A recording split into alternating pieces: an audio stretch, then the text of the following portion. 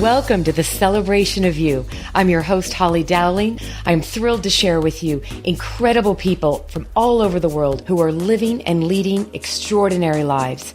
From overcoming immense adversity to discovering the secret sauce to leading with courage and grace. Their stories are going to bring you hope and inspiration. Now let the stories begin. Hello, world. Hello, listeners.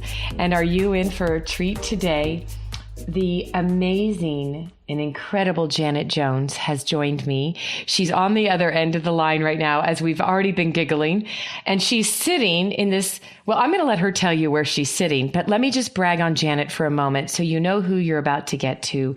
Hear an amazing story and journey of another remarkable person. But Janet is the creator and the founder of the Happiness Millionaire. And it's truly, take those two words and imagine happiness and millionaire combined.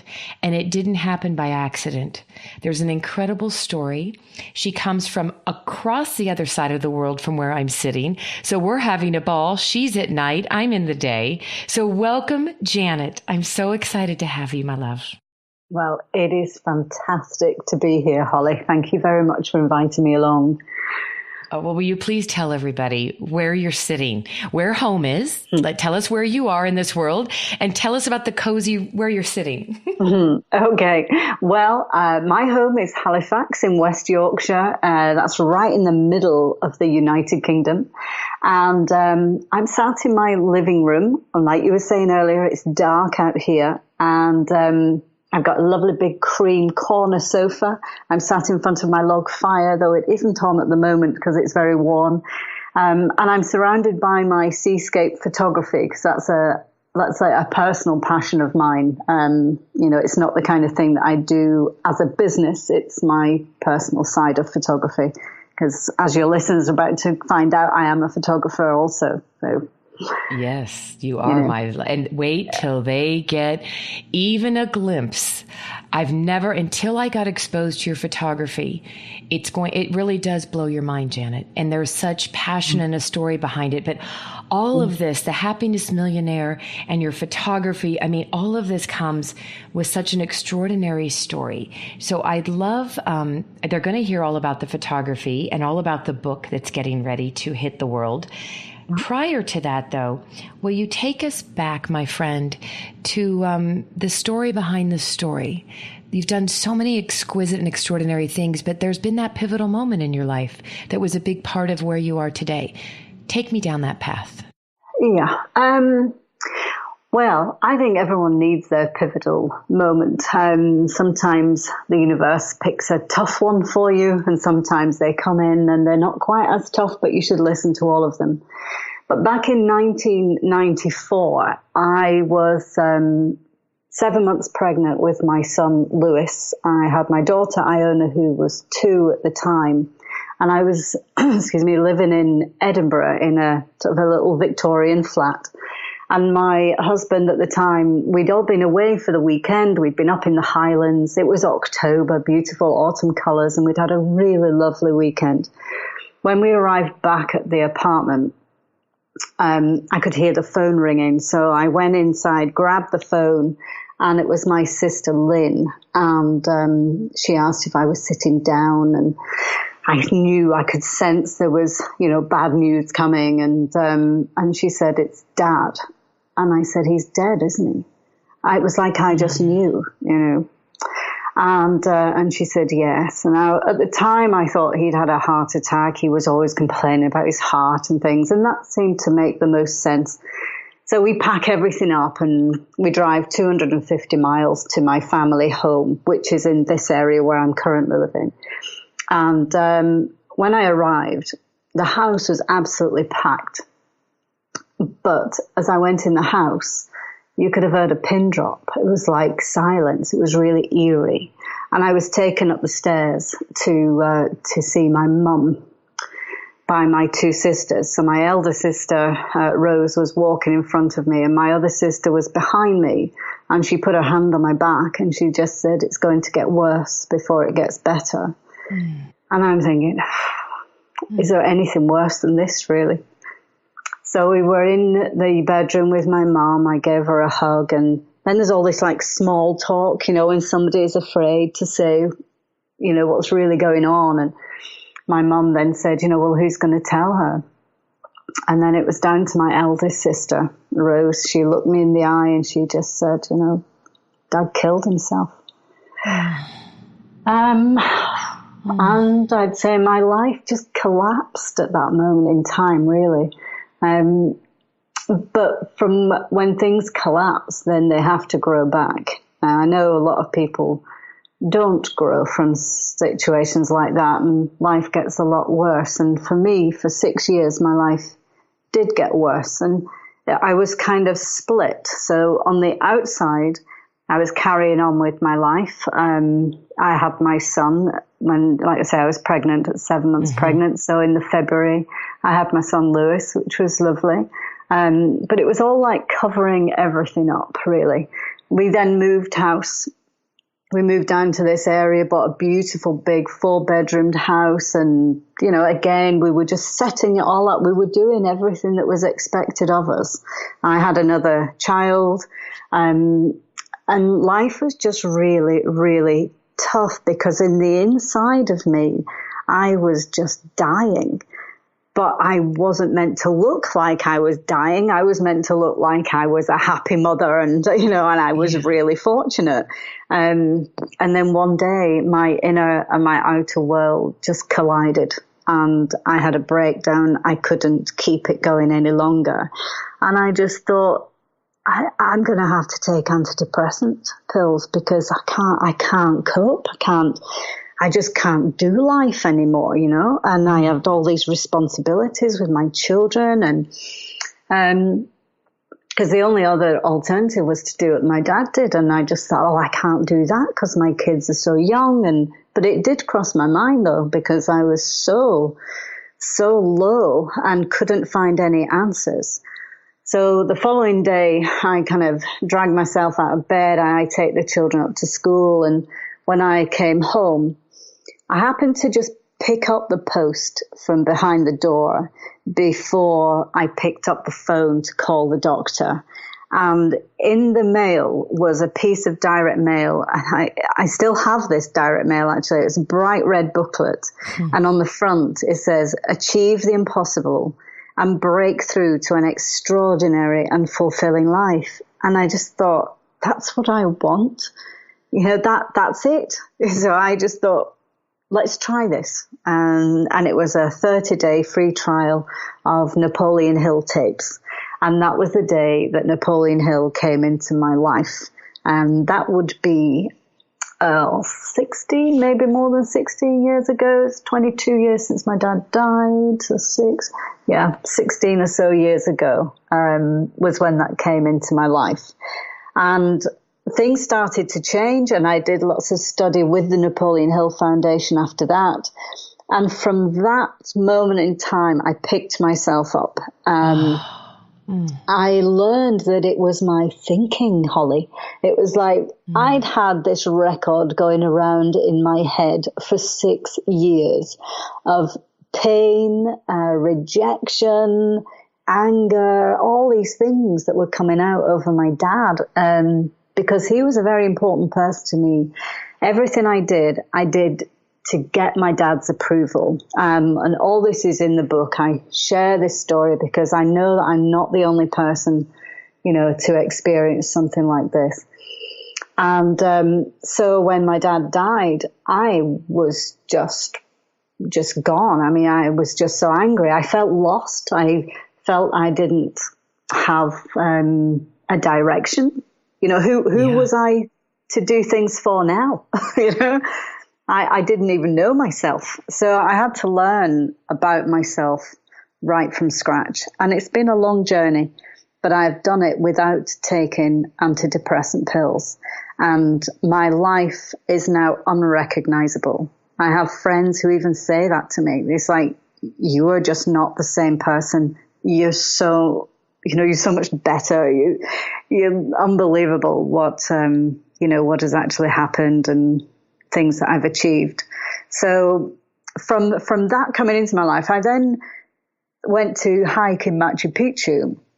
Because bear in mind, I was like on the ground in this really dark, horrible place. So I start to work on my thinking. But then I realize I need a project that is going to challenge this thinking that I've now learned. It's like, well, I need to put this to the test. And then the postman delivered a piece of direct mail again. No, again? This happened again? Oh, I love again. this. And I think the listeners, Janet, we have to pause for a moment because I think the listeners, this is so powerful what you're sharing. And I don't want anyone to miss or underestimate how many of us have been in that really dark place. And nothing against being put on medication, because so many of us go through times when we need the antidepressants and whatever it takes to keep us from going down into an even worse hole. But to think that day that you picked up the post and that direct mail, in the most beautiful essence, that was a divine nudge that happened. And I think it all has been, Holly, if I'm really honest, because both of those pieces of direct mail, I felt this overwhelming, powerful connection. It wasn't a thought. It wasn't in my head. It was like from my chest feeling. And that was what I got when I got the original piece of direct mail, the Napoleon Hill stuff. And that was the same feeling when the Machu Picchu stuff came through the door also. But just going back with the antidepressant bit, I do think that with the areas that we are struggling with in modern life, remember at the time when that was happening to me, I thought there were only two options. And I would have taken antidepressants, and I would have been one of the statistics, and those statistics are horrendous. So I would say to anyone who is in that dark place right now, consider trying to take control of your thinking and go down the thinking route first. There are times when antidepressants are the only answer, but you've got to try and work out, can you take control of this yourself first? And I would say give that the first shot. When it happened to me, I remember thinking, well, you know what? I've come this far. I've had 6 years of this horrible feeling. Obviously, there's dark and light within it all, isn't there? It's like life's roller coaster. Mm-hmm. And I just thought, you know what? I can go another 30 days. I'll last 30 days. And if this doesn't work, then I'll go to the doctors. And I know people who have been on antidepressants and they can't get off them. So I would honestly say, if it's possible to anyone who's listening, who's in that place, and they feel this element of light that they think they can do this, I would say do this first. Because the doctor's always going to be there, Yeah, that's true, isn't it? Yeah. Yeah. And seek a counselor, ask for help. Mm-hmm. That would be and that's only from my personal experience. I am not a doctor. I couldn't say, but the research that I've done, there's a lot of evidence that, we can take control of our lives as well. We can do that. No matter where we are in life, we can do that. It's so true. Now take us to the second. Okay. So I interrupted you. Right. Take us to the second piece, because I'm all excited to hear where this is going. Yes. Well, the second piece of direct mail was this adventure to Machu Picchu to raise money for disadvantaged children. And I was thinking, well, I do need a goal. I need to know that this works, because as a mother of 3 young kids, you don't have any goals. You do the same thing day in and day out, and it's more like Groundhog Day than like this major achievement, And I thought, that's what I need. And that's what this offered. But I needed to send in a check for £300 as a deposit. But because I was getting this passionate feeling, I thought everybody who receives this piece of direct mail is going to want to go. So I felt really urgent that I needed to get that £300 straight away. And I actually ended up robbing Peter to pay Paul, because it was in the days when we would pay gas and electricity bills like quarterly throughout the year. So I would save up each month to pay my bills. And I'd just paid a bill. So I had money left over, and I thought, well, I can use that now, and within 3 months I can have that money back. And that's what I did to get my deposit. And then I then spent the next few months raising lots of money, and I had an army of people who helped me, because one of Napoleon Hill's principles is the mastermind principle. So I literally used everything that I had learned in order to achieve that. And I used to have a fundraising thermometer. I don't know if can you imagine this, like a jug type thing that I'd painted on the wall in my hallway. And it was all marked off with £100 segments. So every time we raised £100, my children would colour these in, you know. So it was great, because we could see it all rising. And I had to raise 2,800, and I actually raised nearly £4,000. So you can overachieve. It's great. Oh, I love that. And then that is the moment, but it was during that time when you went to do that hike, right? To raise the money for the disadvantaged children, that you had a life altering epiphany that created a whole new direction for you. So take us, this is what's so exciting, is when I truly believe, Janet, and you're such an example, a living example of this, when our eyes are open and our ears and hearts are open, amazing things can happen if we're willing to see and hear it, right? Definitely. You have to open your eyes to possibility. Even in the darkest of places, there are opportunities everywhere. You just have to open up all your senses to receive them, really.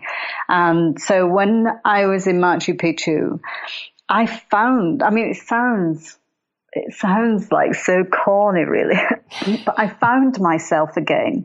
I'd lost myself since my dad had died, and since becoming a mum, I had lost my identity completely. My reason to achieve had disappeared because my dad took himself away. I didn't really know how to be this full-time mum, and so I went to Machu Picchu and I thought, wow, Janet Jones still exists. I felt so fulfilled. I was really proud of my achievements with raising the money, and literally it was only about 10 months before that I was about to call for the doctor. And so when I returned home, I was determined that weak shadow of a woman was not going to be coming back, and that I was going to be taking control of my life. I wasn't going to be pushed around by circumstance anymore. And so I took my children to school and I went walking. I did about a 17-mile walk around the hills. I live in lovely hills around in Yorkshire. And I asked myself just one question, and it was, if you do what you love, you'll never work another day in your life. What is it? And photography just kept coming back. And I thought, I have to do a photography degree. So by the end of the day, I knew that was my next step. And I was quite a bit late, really, for applying for art college. But I got in just in the nick of the time. I was one of the last people that they recruited for the course. And so I then spent the next 3 years doing a photography degree. After doing that, I set myself up as a commercial photographer. So I did that because it worked in with my children. It meant I wasn't working weekends. And so I would go and photograph lovely shiny machinery, and I would do staff portraits, and that was all great. And then my life fell apart again because I ended up getting divorced, and another man had come into my life who at the time I believe was my soulmate, and we were going to be getting married. He'd asked me to marry him, and that was all great. And I actually felt I was at a real peak in my life. The Napoleon Hill Foundation had been in touch because they knew of my journey and asked if I would be a contributing author to a book called The Path to Riches. And I was delighted. I'd always dreamed of being a photographer and a writer. It was my dream from about the age of 24, because I had a different career before then. But people will need to read the book for that. We don't have time. We don't have time. Leave that one as a surprise. Yes. Yeah, next chat. And so this was all great. My life was at this real peak. And then one day, completely out of the blue, this guy went off with another woman. And it was like my entire life just came crashing right down again. I was back in the dark place where I was after Dad. And I thought, oh my God, how did I land here? So I then sent an email to the Napoleon Hill Foundation telling them what had happened and that I would need extra time to do the writing. And I just happened to put a PS at the bottom. And this is, again, that little divine helping. And I said, if ever you're looking for a photographer, I'm looking to get away. So, consider me. And I got an email straight back and they said, well, why don't you do the photography for the book? And I said, I'd love to. Now, I thought they meant a cover photography. I said, what do you want me to photograph? Trying to get a bit of a brief, And they listed all the 13 principles from Napoleon Hill's book, Think and Grow Rich. And I thought, how on earth am I going to photograph that? How do you photograph sixth sense, desire, auto-suggestion? But I knew, Holly, that I was going to do it because when you say yes to something, the how shows up. And that's really key for somebody who's going through a really tough time right now. Just say yes to possibility and the how will show up. It's just how it works, really. So I went away and I did create these 13 images to illustrate this book. And I thought that would be the end of that. Didn't really think about them again. And I decided to use them as my business cards. And I would, very corny, I'd go to networking events and I go, pick a card, pick any card. I love that visual, Janet. Oh my. Yeah. Pick a card, any card. It's still my card. Yeah.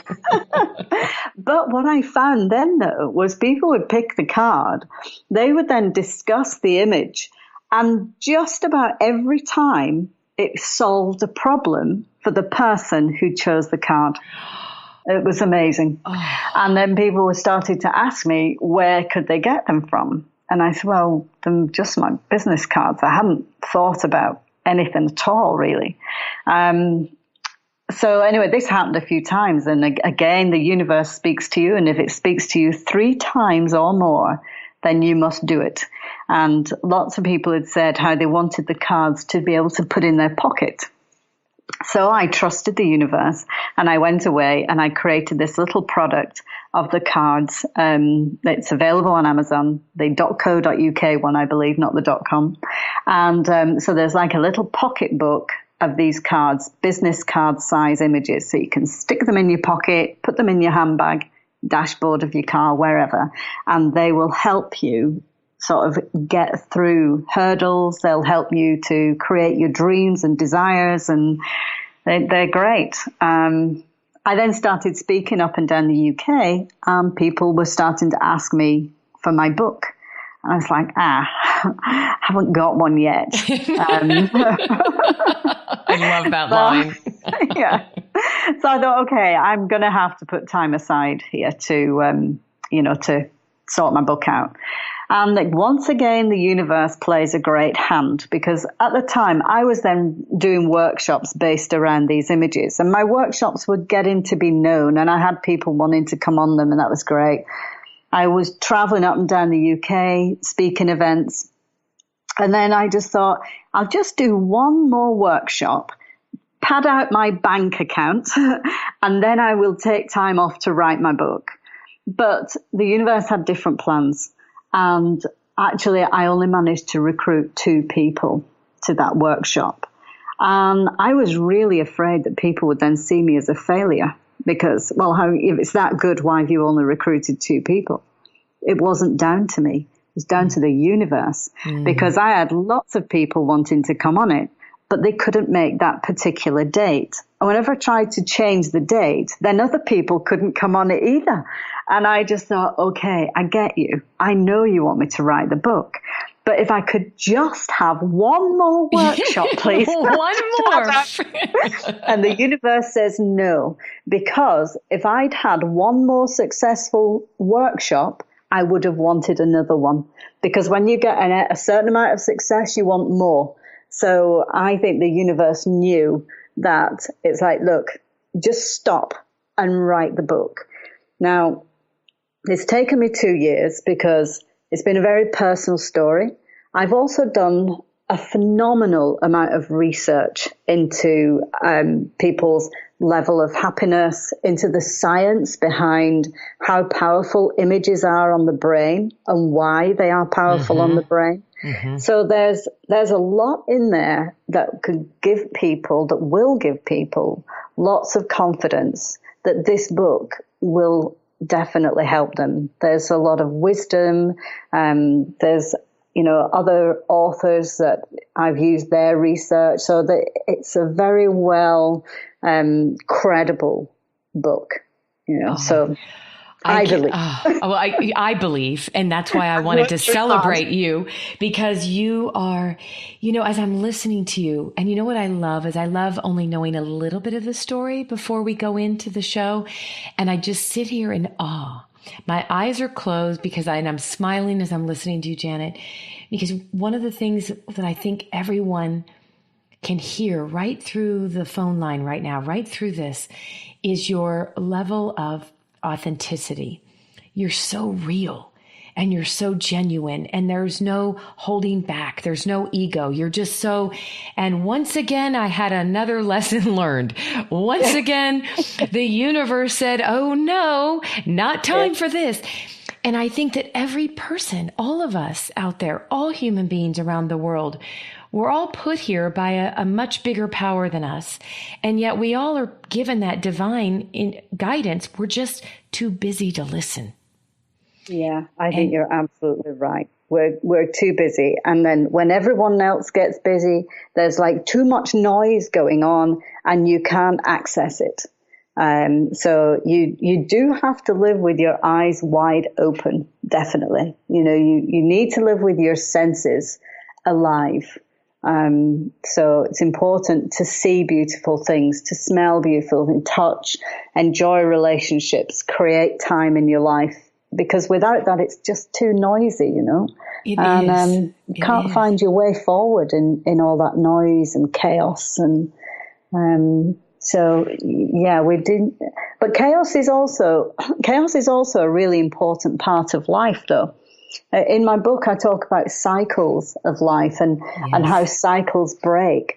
And we do need chaos in our life. So it is to be celebrated also, because it does actually take you to your next best self. We don't like the chaos at the time. I didn't like what happened to my dad. I did not like the decision that he made, but that was the decision that he made. I did not like the decision that this other guy made, but I'm sure my ex-husband didn't like the decision I made either. So, yeah, right. The chaos. The chaos. But you need chaos in order to grow. Without it, you can't grow. So celebrate chaos, and you will come through darkness. Chaos always turns to order, as long as you don't live in it for too long. Oh, it's so true. And I just wrote that down because I think that I was just going to ask you as we wrap this up, I'm still like hanging on. You have so much wisdom and so much grace that comes through. And you said something, celebrate chaos. If you were to go back to your 25-year-old self, what advice would you give yourself? I would say, don't worry and just trust. And that will be it. Just trust. And I say it to my daughter. She's nearly 24. And that's what I say to her. Just trust. You might not think things are going right at the moment, but if you just trust in the process and trust, if you're living your values and you're living your truth, well, what is there to worry about? You know, it's like Shakespeare says in Hamlet, to thine own self be true, then thou cannot be false to any man. That's all you can do. I think that's my thought on that. So that's what I would say to my 25-year-old self, definitely. Well, I'd quote Shakespeare. Quote Shakespeare, but I think it's so in line. Before we started the recording, you and I were catching up, and I would love for all the listeners to know you shared such a beautiful essence of, as a parent. So Janet has 3 children, and tell us briefly, Janet, they're all 3 living in all different places in the world. Tell us where they're all living again. I've got one son in Australia, and my daughter's just moved to London, and my other son lives in Edinburgh. So those 2 are about 250 miles away from me in opposite ends of the country. And you and I were talking about the old empty nest syndrome, and when people say to you, you know, do you miss them? And I said, I think it's wrong to miss your children. I had children so that they could have their wings and they would fly. But my children are not mine, but they come of me. So they're off in the world, and they now can have their ripple effect and see what their lives bring. And it allows me to write my next chapter too. Oh, and that is the wisdom. What a way to wrap this up with a bow. I think for every parent out there, what a reminder that the greatest gift we can give our children is to give them their wings and let them go make a difference in this world. Yeah, and absolutely. Janet, okay, so I want everyone to know, we have a couple surprises up our sleeve, but I want everyone to know, and by the way, how can we are they still available? The card deck that you explained to us that you can tuck in your pocket. Tell us where we can get that. Tell us where we can learn more about you. And then tell us about the little surprise with the book that you and I have planned. Right. Well, you can learn more about me at www.happinessmillionaire.com. You can also get my cards from there. They will take you direct to amazon.co.uk. So you can either go to amazon.co.uk or you can go via my website, happinessmillionaire.com. There's also a short video on there telling you a little bit more about the book. So, and I believe you can download 2 free chapters, which I may replace with the synopsis of the book. So depending on when somebody checks it out, they will either get 2 free chapters or a synopsis of the book. That's all to be changed. So, but there will definitely be a nice gift there for somebody. And the other thing that you and I were talking about before we came on air was that I would like to give a free copy of my book, and maybe even 2 free copies of the book if it's very popular, which I'm sure it will be. Because we'll put that out in the universe. But it's not just any book. It's a collector's version of the Happiness Millionaire book, because I'm doing a soft launch first, which will happen sometime this year. And then when it comes out on the 20th of March, 2017, which is International Happiness Day, that then anyone in the world can buy it. So this one is a really special copy, and I'm sure I'll give it a little bit of a sign before I send it out as well. So that we're going to open up to your listeners. Do you want to tell them how we were thinking of doing that, Holly? Yes. As a matter of fact, we'll do it. You have an option. You can either send me an email to holly@hollydowling.com, or you can go to Janet's email and go to her website. But let us know, one of us, that you're interested in that.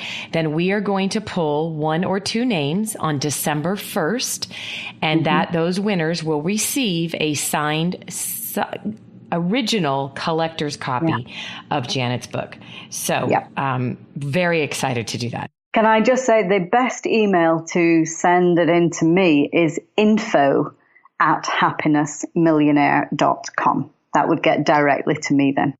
Perfect. I love it. And you know, Janet, as I get ready to say goodbye, and I don't want to because I feel like we could sit here for hours. I know. It's so easy. It's so wonderful. I love it. Oh, I love it. And I'm picturing you there all cozy on your couch with no logs in the fire, but in a couple of weeks there will be. And I'm sitting here thinking, you know, my book, The Hollyisms, which is all of my favorite inspirations, that I just really trusted God in the universe to finally get that out there. But now I have a lot of people asking, when are you going to do another one? And I had an amazing idea. We need to collaborate because I think for every inspiration, there could be a beautiful photograph. Absolutely. Let's talk about that. Let's talk about that. Yeah. I just thought about that, listening to you going, this is when it happens, right? And you said earlier, when you hear it 3 times, listen, the universe is speaking.